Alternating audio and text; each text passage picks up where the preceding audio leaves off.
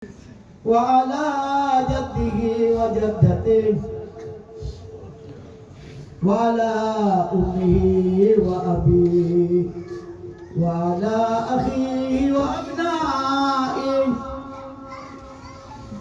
Besok antum akan mendapatkan semua yang antum lakukan hari ini.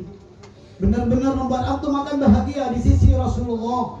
Karena hari ini kita berduka atas dukanya Rasulullah bin Qabadah dan Muhammad bin Ali bin Abu Bakar. Saya persilahkan ala Nabi wa alihi salawat. Allahumma shalli ala Muhammad wa ali Muhammad. Allahumma shalli ala Muhammad wa ali Muhammad. Allahumma shalli ala Muhammad wa ali Muhammad.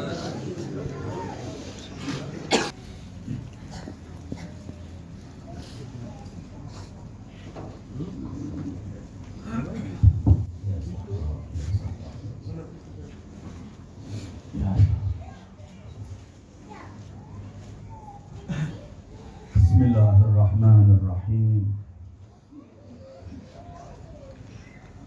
Alhamdulillahi Rabbil alamin. Wassalatu wassalam ala al-habib al-mustafa Abil Qasim Muhammad. Allahumma salli ala Muhammad wa ali Muhammad. Allahumma salli ala Muhammad wa ali Muhammad. Allahumma salli ala Muhammad wa ali Muhammad. Wa alihi at-tayyibin at-tahirin wa ashabihi al-muntajabin wa man tabi'ahu bi ihsan ila yaumiddin. Assalamu alayka ya sayyidi ya Rasulullah. Ahsanallahu laka al-aza fi habibika al-Husayn. Assalamu alayki ya sayyidatan nisa. Assalamu alayki ya Fatimah az-Zahra. Ahsanallahu laki al-aza في حبيبك الحسين. السلام عليك يا أمير المؤمنين يا سيد الوصيين. أحسن الله لك العزاء في ولدك الحسين. السلام عليك يا أبا محمد الحسن المجتبى. أحسن الله لك العزاء في أخيك الحسين. السلام عليك يا زين العابدين يا علي بن الحسين السجاد. أحسن الله لك العزاء في أبيك الحسين. السلام عليك يا بطلة كربلاء. السلام عليك يا أم المصائب. السلام عليك يا زينب بنت أمير المؤمنين. أحسن الله لك العزاء في أخيك الحسين. السلام على الباقر والصادق والكاظم والرضا والجواد والهادي والعسكر. أحسن الله لكم العزاء في جدكم الحسين. السلام عليك يا عين الحياة. السلام عليك يا سفينة النجاة. السلام عليك يا صاحب الزمان. عجل الله فرجك الشريف. أحسن الله لك العزاء في جدك الحسين. أجرك الله يا صاحب الزمان. أنت الذي قلت لأندبنك صباحا ومساء. Aku akan rintih engkau wahai Al-Husain di pagi dan siang hari dan malam hari. Wala abkiyannaka badala dumu'i dama. Aku menangis engkau bukan hanya dengan air mata tapi dengan darah. أجرك الله يا صاحب الزمان. عظم الله أجورنا في مصابنا بالحسين، وجعلنا الله وإياكم من الطالبين بثأره مع وليه الإمام المهدي من آل محمد. أيها الإخوة والأخوات، السلام عليكم ورحمة الله وبركاته.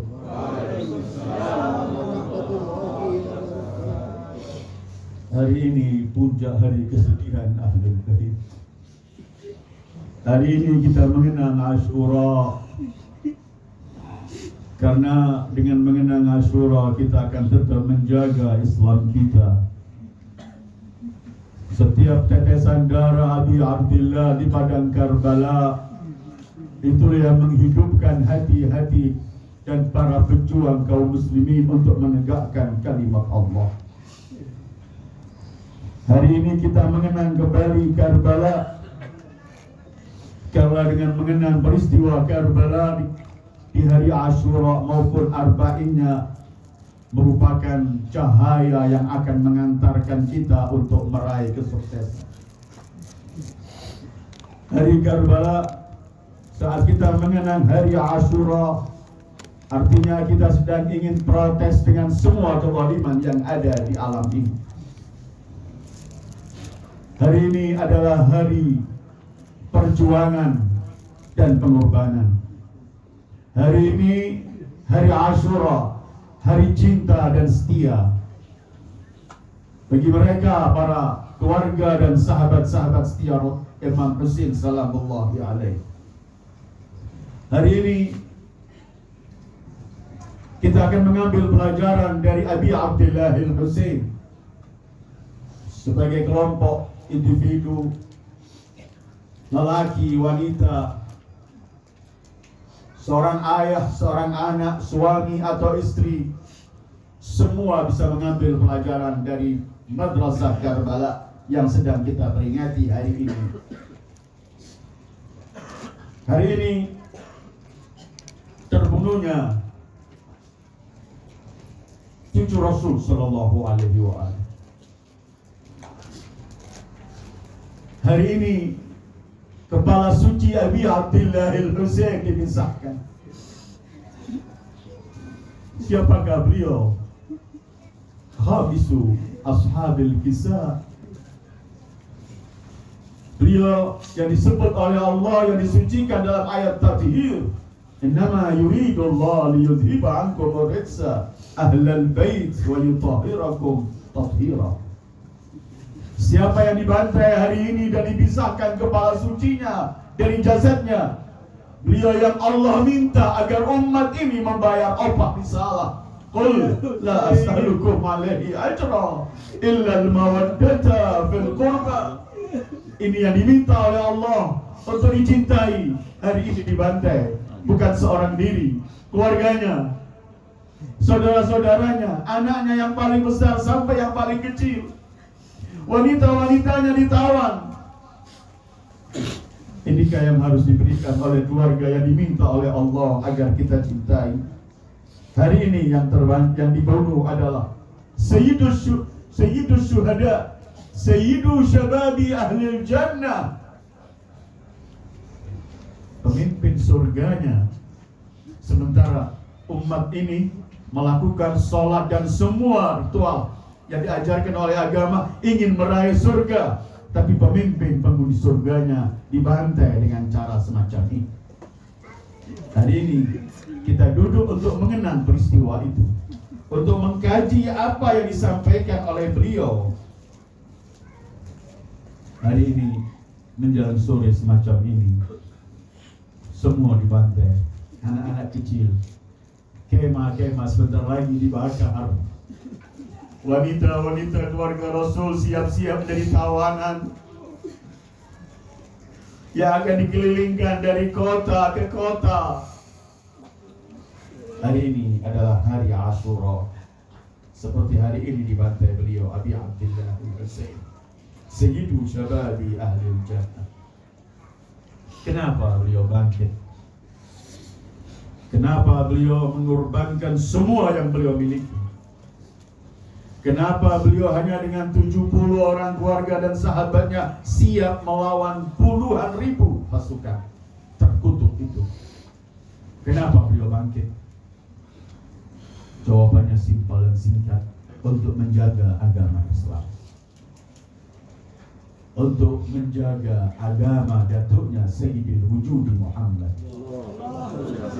Kalau agama datukku Muhammad tidak akan langgeng lempang kecuali hanya harus dengan aku dibantai. Faya suyuf udini. Begitu seruan beliau di padang Karbala dengan penuh keberaniannya. Kalau agama ini tidak tegak kecuali hanya dengan kematianku, wahai pedang-pedang, uruskan kepadaku.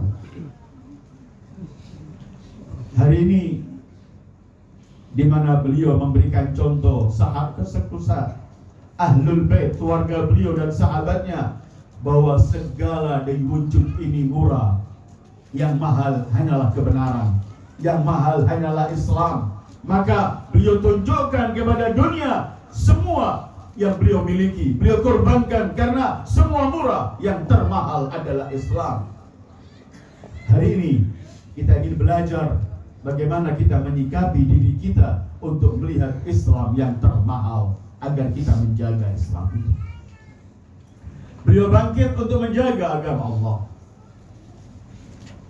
Semalam saya sampaikan, beliau mengatakan umat ini kalau mendapat pemimpin seperti Yazid, maka fa'alal Islam issalam, selamat tinggal, habis Islam. Begitu ungkapan beliau. Fa'alal Islam issalam idh buliyatil ummah bira'in mithla Yazid. Karena itu beliau bangkit menjaga Islam. Ada beberapa faktor, antara lain ada 3 kebangkitan beliau dari sekian yang banyak, tapi saran besar, garis besarnya adalah bangkit untuk menjaga agama Allah. Pertama, untuk mencari dan ingin memberi perubahan dan perbaikan pada umat ini. Kedua, ingin mengangkat tinggi derajat manusia yang telah dimuliakan oleh Allah agar tidak diinjak-injak oleh orang-orang tertentu. Dan ketiga, ingin menegakkan keadilan dan menghapus semua kezaliman. Beliau bangkit yang pertama untuk al-islah, memperbaiki, reformasi. Karena agama saat itu sudah dirusak habis. Dari mulai pemimpinnya sampai para ulamanya, semua melakukan hal-hal yang menyimpang dari agama. Beliau bangkit, beliau ingin menyelesaikan. Bukankah beliau ketika ingin meringkas kenapa aku keluar, beliau hanya menyebutkan innama kharajtu li talabil islah fi ummati jaddi. Sesungguhnya aku keluar ini hanya ingin mencari perbaikan dalam umat kakekku Muhammad sallallahu alaihi wasallam. Sementara islah, mencari kebaikan, perbaikan, itu adalah tugas seluruh para nabi. Bukankah Allah menceritakan dalam Al-Quran salah satu nabi ketika menyampaikan tugasnya, Nabi Allah Shu'aib, beliau menyebutkan in uridu illal islaha mastata'tu. Aku hanya ingin mengharapkan perbaikan dengan semampu apa yang kulakukan. Abi Abdillah bangkit untuk memperbaiki apa yang rusak dari umat ini. Maka pesan singkat Abi Abdillah untuk kita, para pengikutnya, para pecintanya, jangan kita ikut merusak ketentuan Allah, tapi kita punya kewajiban untuk menjaga agama Allah pada individu kita, pada kelompok, dan pada siapapun.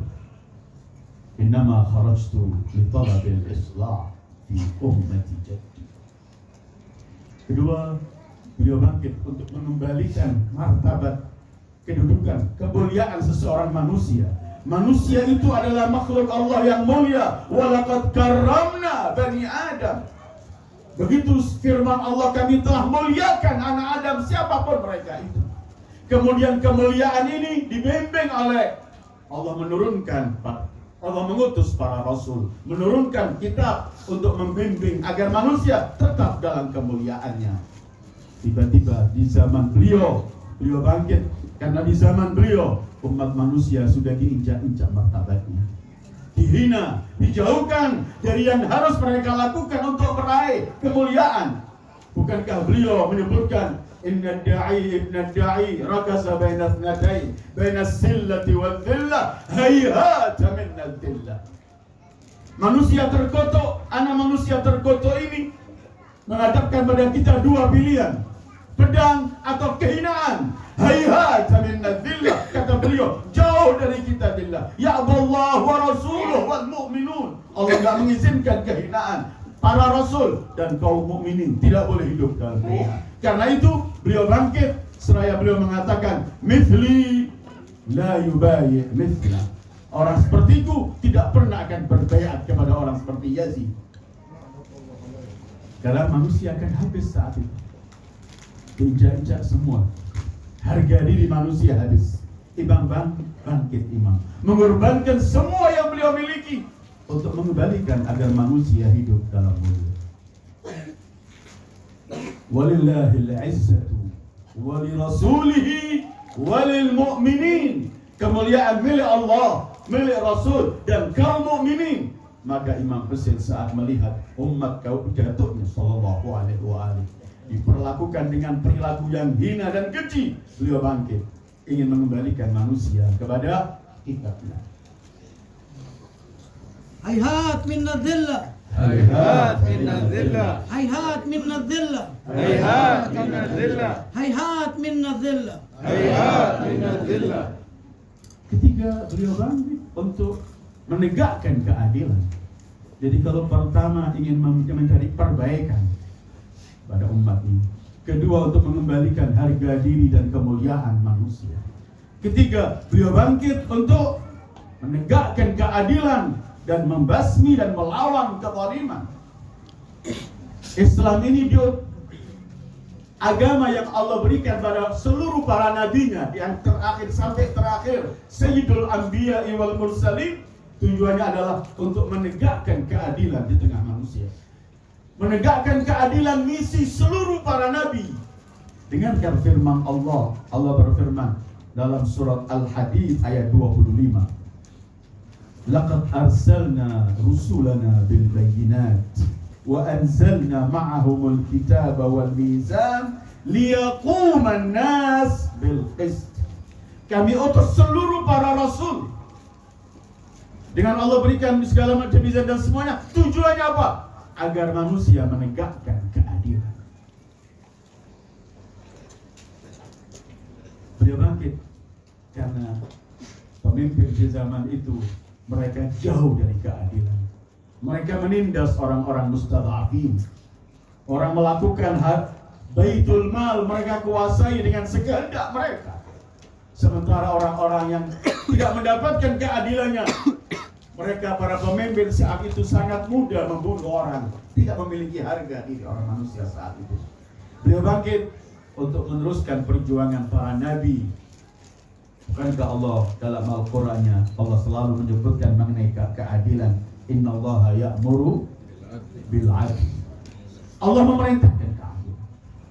Dan banyak ayat-ayat Al-Quran semua yang menegak untuk bagaimana harus ditegakkan keadilan, karena tanpa ada keadilan manusia tidak akan bisa menikmati. Manusia sebagai hidup di bumi Allah tanpa keadilan tidak pernah mendapatkan ketentraman dan keamanan.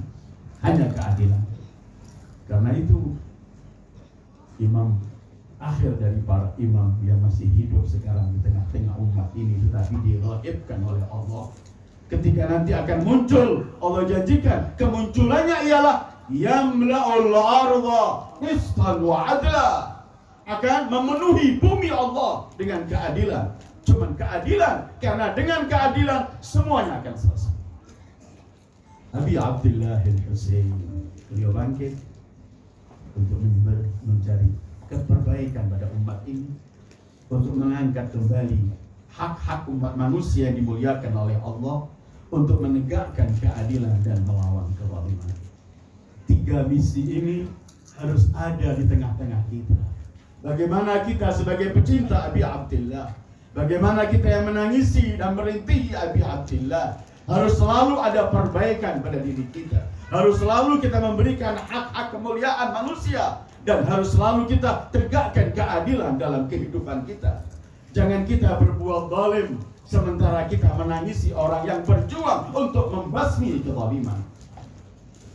Jangan kita anggap kalau kita sebut zalim itu hanya pemimpin menzalimi rakyat.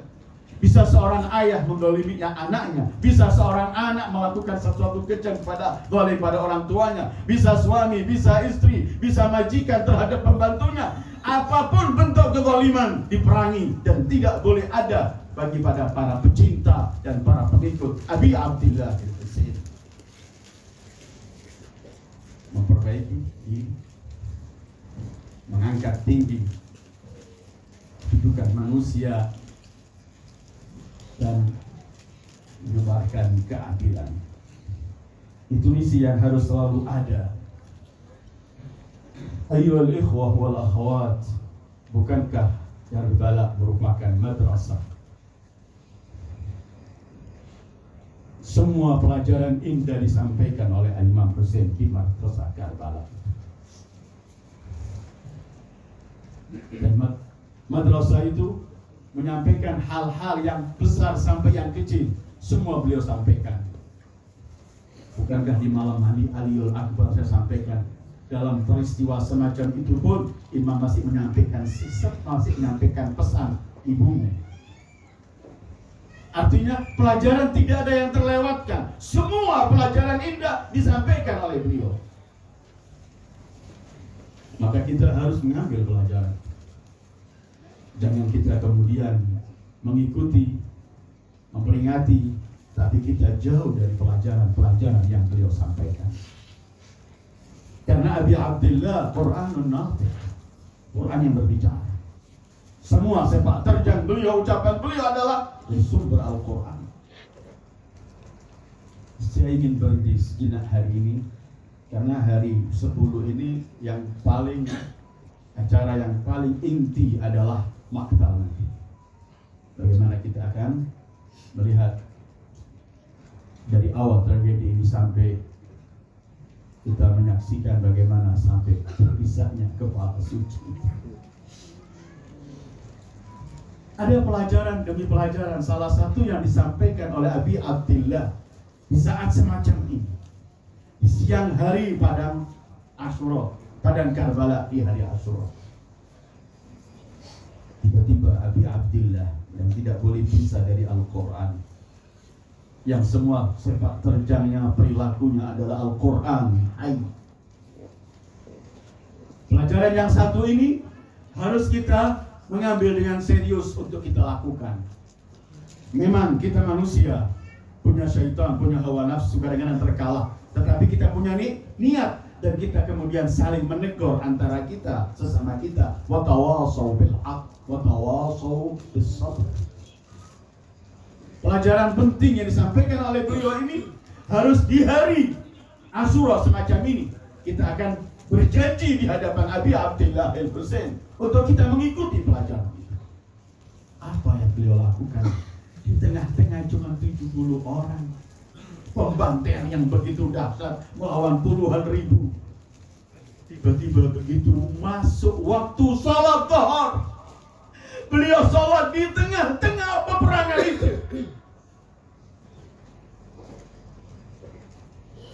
Dan ini merupakan pelajaran yang paling besar ketika Abi Abdillah ingin menyampaikan kepada kita, apapun kesibukanmu, jangan pernah meremehkan satu ini. Beliau bangkit untuk menegakkan salat. Ada seorang sahabat beliau yang kemudian mendekati beliau berkata, ya Aba Abdillah, aku sebelum meraih kesyahidan bersamamu, aku bisa mengakhiri sholat akhirku. Kata Aba Abdillah, semoga Allah jadikan engkau minal musallin, tergolong orang-orang yang ahli sholat. Sekarang mau masuk sholat zuhur. Begitu masuk, beliau sholat. Beliau ingin mengatakan, jangan pernah berkata, wahai sholat, saya masih banyak pekerjaan. Tapi katakan, wahai semua pekerjaan, saya harus sholat. Tidak ada mungkin alasan kita untuk mengundur salat. Ini Abi Abdillah di tengah-tengah peperangan. Dan yang dilakukan oleh beliau ini karena beliau Qur'anun Natiq. Ini adalah yang diminta oleh Al-Quran. Coba kita membaca lewat saja, nanti tidak mampu semuanya pasti. kita lewat sebagian. Allah dalam surat An-Nisa 102 itu mengajarkan pada Rasul bagaimana beliau sholatul khauf, namanya sholat dalam kondisi takut dalam waktu perang. Sehingga Allah memerintahkan Rasul untuk mendirikan sholat saat perang. Fa idza kunta fihim fa aqamta lahumus shalah. Kalau kamu di tengah-tengah mereka, wahai Muhammad, di tengah-tengah para pengikutmu, kemudian di waktu perang, dirikan sholat. Abi Abdullah mendirikan sholat. Bukan di kemahnya, tapi di tengah-tengah medan perang. Dan untuk sholat akhir beliau itu, beliau ajukan 3 syuhada yang gugur untuk menjaga beliau dan para sahabatnya sholat. Artinya syuhada syahidus sholat, mereka syuhada sholat. Salah satunya yang saya sampaikan beberapa hari yang lalu, Sa'id bin Abdullah Al-Hanafi. Kalau Al-Quran memerintahkan agar kita melakukan sholat tepat waktunya, aqimis salata liduluki syams, dirikan sholat saat gerhana matahari. Abi Abdullah di medan pertempuran melakukan sholat di awal waktunya. Bahkan kalau Al-Quran menganjurkan kita selain nas hadis dan riwayat-riwayat untuk kita sholat berjamaah, Allah berfirman warka'u ma'ar raki'in. Abi Abdullah melaksanakan sholat berjamaah, bukan seorang diri di tengah-tengah pertempuran.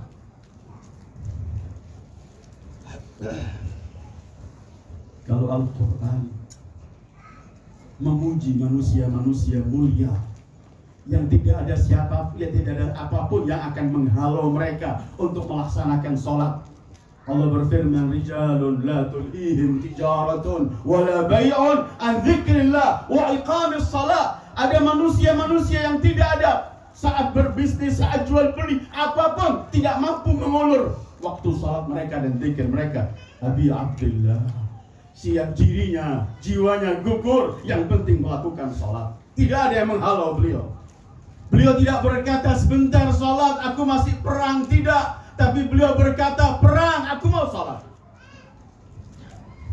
Kalau Al-Quran menjadikan ibadah salat sebagai madad ghaibi, sebagai pertolongan Allah, yang kemudian Allah meminta agar manusia memohon pertolongan kepada Allah melalui salat, Abu Abdullah lakukan semua itu. Wasta'inu bis-sabri was-salah. Abi Abdullah dengan semua kesabarannya masih menjadikan salat sebagai permohonan beliau untuk meraih. Begitu dahsyatnya salat yang diajarkan oleh Abi Abdullah. Kalau Al-Quran ini katanya ada sampai 99 ayat yang membicarakan masjid. 99 kali Allah sebutkan masalah salat. Dari mulai ayat di surat yang terpanjang, alladzina yuqimunas shalah yu'minuna bil ghaibi wa yuqimunas shalah, surat Al-Baqarah, surat terpanjang, sampai dalam surat terkecil Al-Kautsar fasalli li rabbika wanhar. Kemudian banyak lagi ayat-ayat yang mengatakan aqimus shalah, dirikan salat. Bukankah kita dalam ziarah Abi Abdullah kita bersaksi wa asyhadu annaka qad aqamtas shalah, dan kami bersaksi bahwa engkau ya Abu Abdullah Husain qad aqamtas shalah, kami telah mendirikan salat. Ini pelajaran penting yang harus kita mulai berjanji kepada Abi Abdullah, bahwa kita akan memperhatikan sholat kita. Sholat di awal waktu. Sholat tidak kita akan sibukkan dengan hal-hal yang lain.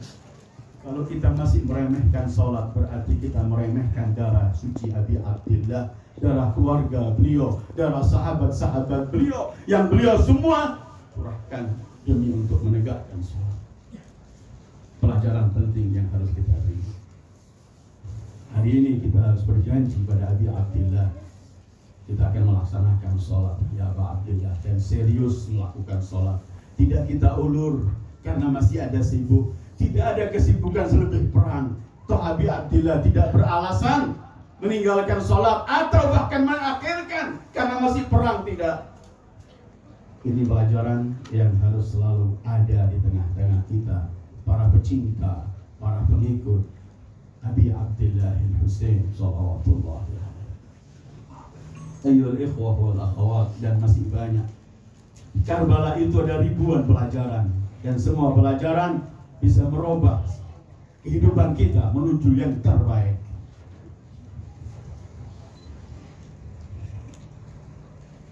Sallallahu alaihi wa sallam.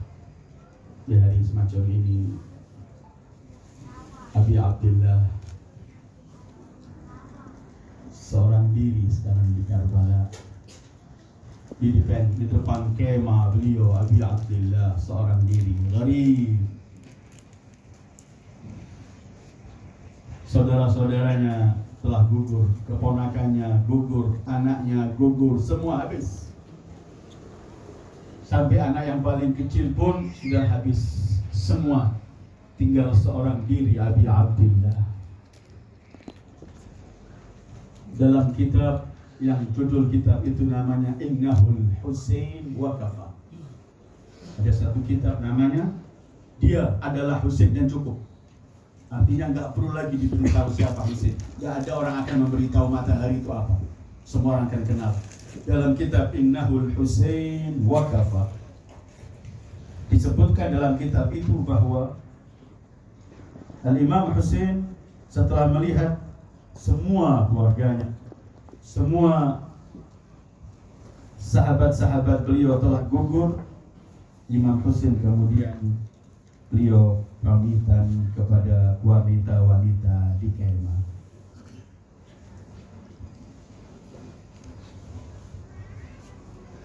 Beliau masuk ke kemah untuk menyampaikan pamitan kepada wanita-wanita yang ada. Ada Zainab. Ketika beliau masuk kemah itu, disebutkan dalam buku-buku itu bahwa masing-masing wanita-wanita dan anak-anak itu semua memegang gamis beliau. Ada yang mencium tangan beliau, ada yang memeluk beliau, ada semua. Sambil beliau berkata, sabarlah, sabarlah kalian. Allah yang menjaga kalian. Allah yang akan memberikan yang terbaik untuk kalian. Ali Zainal Abidin kemudian keluar. Ini yang ingin saya baca, nas yang disampaikan oleh Imam Husain kepada Imam Ali Zainal Abidin ketika beliau mau keluar. Seperti yang ditulis dalam kitab Innahul Husain wa Kafa. Ketika Imam Ali Zainal Abidin mau keluar, beliau sakit. Beliau gak kuat, ingin membela, tinggal melihat ayahnya seorang diri.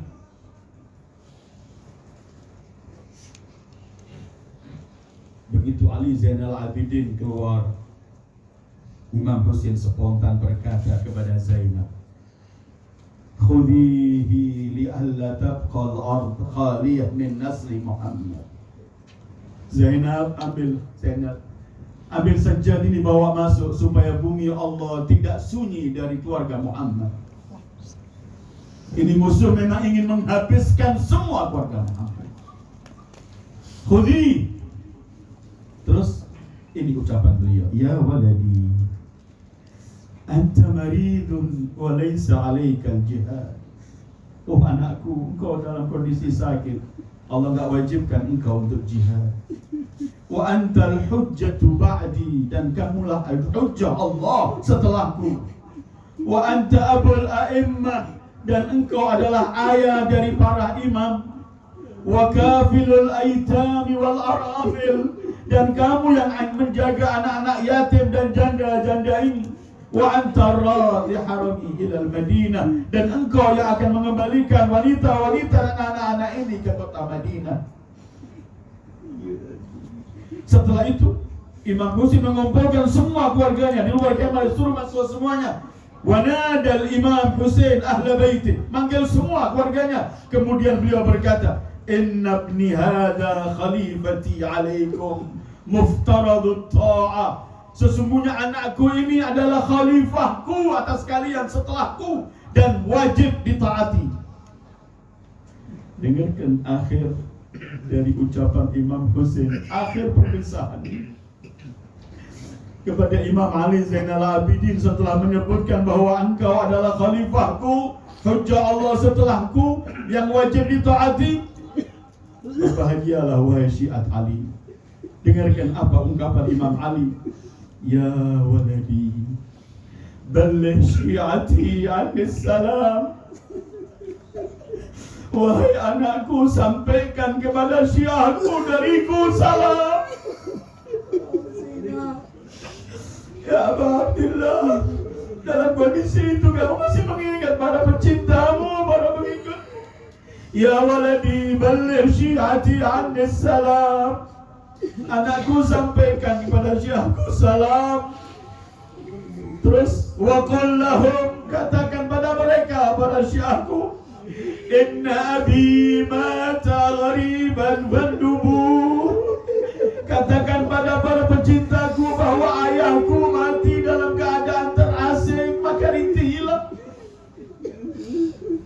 Wa madha syahidan fabku, dan pergi dalam kondisi syahid, mati syahid, maka tangisilah. Setelah itu kemudian Imam Husain menyampaikan bermacam-macam wasiat kepada Imam Ali Zainal Abidin dan keluarganya, dan terakhir beliau berkata, i'lamu annallaha hafidhukum wa hamikum, ketahuilah Allah yang akan menolong kalian, menjaga kalian, wa sayunjikum min syarril a'da, akan menyelamatkan kalian dari kejamnya mereka orang-orang musuh, wa yaj'al aqibata amrikum ila khair, Allah akan membawa kepada kebaikan seluruh akhir urusan kalian, wa yu'adzib a'da'akum bi alwanil azab, dan akan menyiksa musuh-musuh kalian dengan bermacam-macam siksaan. Ya Aba Abdillah, di hari semacam itu engkau mengenang para pecintamu. Layakkah kemudian kita melupakan majlis-majlis Abi Abdillah? Ya waladi balligh syi'ati anni salam. Setelah itu beliau kemudian masih bersama wanita-wanita dan anak-anak. Beliau berpamitan, dan saat itu semua suhara dari wanita dan anak-anak, al-wada, al-wada. Perpisahan, kita berpisah di sini, wal liqa fil jannah, dan pertemuan kita adalah di surga. Yang diajak pisah selain istri-istri beliau, keluarga-keluarga beliau. Di situ ada Ibu Robab yang anaknya telah gugur. Di situ ada Laila. Di situ ada Zainab. Zainab yang akan memikul semua setelah peristiwa Karbala ini. Karena itu kita gak pernah mampu memikirkan, membayangkan kesabaran Zainab yang mendapat julukan Ummul Basair. Semua musibah ada pada Zainab. Sementara musibah Karbala ini telah disimpan oleh Zainab di dadanya semenjak beliau umur 4 tahun. Telah menyimpan musibah besar ini. Bukankah ketika Imam Husain setelah pamitan semua mereka memeluk, mencium dan bermacam-macam, sepertinya mereka susah melepaskan Imam Husain dari kemah itu, karena mereka tahu apa yang akan terjadi. Semua yang keluar kalau lelaki gak pernah kembali ke kemah lagi. Ya Husain. Begitu beliau keluar, sampai melihat mereka masih salamullahi alaih. Apa yang bisa kita bayangkan seorang ayah, seorang suami yang kehilangan anaknya, saudaranya, keponakan, dan sekarang tahu bahwa wanita-wanita, istrinya, anaknya, semua anak kecil semua ini sebentar lagi mereka akan ditawan, akan digiring dari kota ke kota.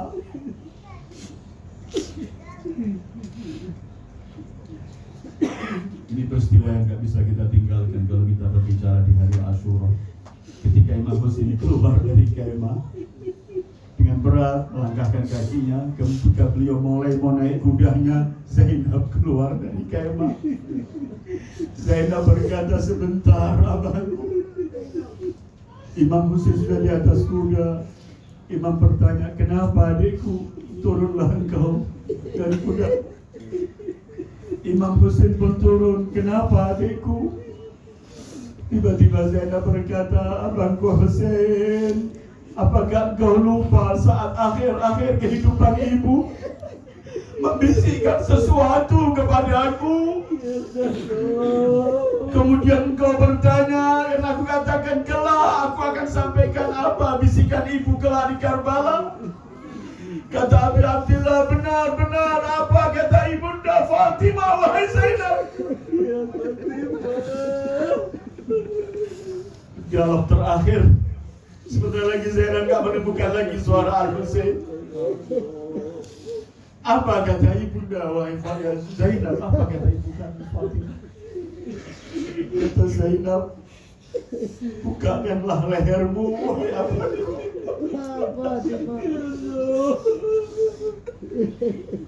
Ya Allah. Bagaimana cerita Zainab Fatimah?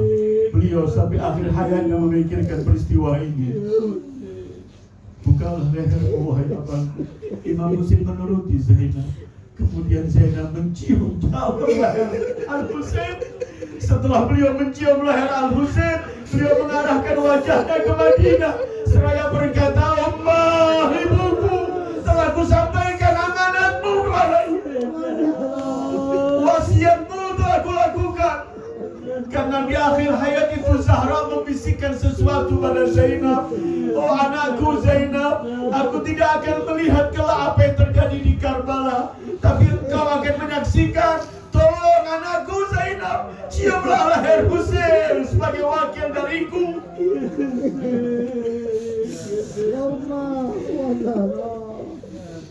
Wahai Zainab. Setelah itu mereka masih berpelukan. Dan Imam Husain kemudian keluar sebelum menghadap musuh. Imam Husain kemudian ke depan kemah itu beliau berkata, "Hal min nasirin yansuruni." Adakah orang yang ingin menolong kami? Hal min dabbin yadubbu an harami Rasulullah. Labbaik ya Husain. Labbaik ya Husain. Labbaik ya Husain. Bisa kita bayangkan Abi Abdillah seorang diri di padang Karbala, Sayyidu Syababi Ahlul Jannah, Habib Rasulullah, Habibu Fatimah, Habib Amirul Mu'minin. Kemudian di hadapannya ribuan, beliau berkata, "Adakah yang mau minta, yang membantu kami?" Satu pun gak ada yang menjawab saat itu. Baik ya Husain. Baik ya Husain. Baik ya Husain. Baik ya Husain. Baik ya Husain. Di hari itu 7 kali Imam Husain teriak, "Adakah yang akan membantu kami? Adakah yang akan membela wanita-wanita kaum muslimin keluarga Rasulullah?" Mereka yang di hadapan beliau ribuan ini, mereka tahu siapa Husain, mereka tahu siapa Datuk Al-Husain, mereka tahu siapa Ibu Al-Husain. Mereka kalau sholat menyebut nama Datuk Al-Husain, karena sholat mereka gak pernah sampai tanpa menyebut Muhammad. Tapi satu pun ini dikatakan beliau gharib, terasing di tengah-tengah umat datuknya, tidak ada yang menjawab. Tapi ya Abu Abdullah, ya laitana kunna ma'akum fanafuza fawzan 'azim. Kalau saat itu kami tidak ada di sana, kami akan menyahuti panggilanmu ya Abu Abdullah. Setidaknya kami menyahuti panggilanmu untuk kami selalu mencari perbaikan, selalu ingin menghargai dan mengangkat tinggi derajat manusia, selalu ingin menegakkan keadilan, dan selalu akan ingin menjaga sholat yang kamu praktekkan langsung saat di tengah peperangan. Mari kita sahuti panggilan putra Fatimah, seorang diri di Karbala. Beliau berkata, "Min dabbin yadubbu an harami Rasulillah." Labbaik ya Husain. Labbaik ya Husain. Labbaik ya Husain. Labbaik ya Husain. Labbaik ya Husain. Wahai imam kami, sahib bersama, saksikanlah kami dengan semua kekurangan yang ada pada kami. Hari ini hari Jumat, hari kita menjadi tamumu ya sahib bersama. Dalam hari Jumat kita berziarah kepada beliau, kemudian kita mengatakan hari ini adalah kami menjadi tamumu ya sahib bersama. Lihatlah kami wahai sahib bersama, dengan semua kekurangan yang ada pada kami. Mudah-mudahan dengan tangisan kami kepada Datuk Al-Husain, Engkau memandang kami dengan pandangan rahmah ya sahib bersama. Engkau memberikan pandangan yang indah untuk kami agar kami mampu merubah diri kami untuk menjadi orang yang lebih setia kepada agama ini. sahibuz zaman, ajalallahu farajahu syarif. Ayyuhal ikhwah wal akhawat, air mata ini tidak ada, bukan tidak berarti punya nilai di Fatimah Zahra. Doa di tempat semacam ini dengan air mata yang bercucuran semacam ini, doa diterima oleh Allah. Mari kita semua berdoa kepada Allah. Mudah-mudahan Allah tetapkan kita berwilayah.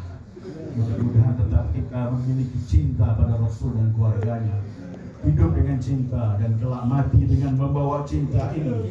Kelak kita dibangkitkan di akhirat bersama mereka, orang-orang yang kita cintai. Agar orang-orang yang mempunyai hajat dikabulkan oleh Allah. Saudara-saudara kita yang sakit diberikan kesembuhan oleh Allah. Yang memiliki kesulitan diberi mudah-mudahan oleh Allah.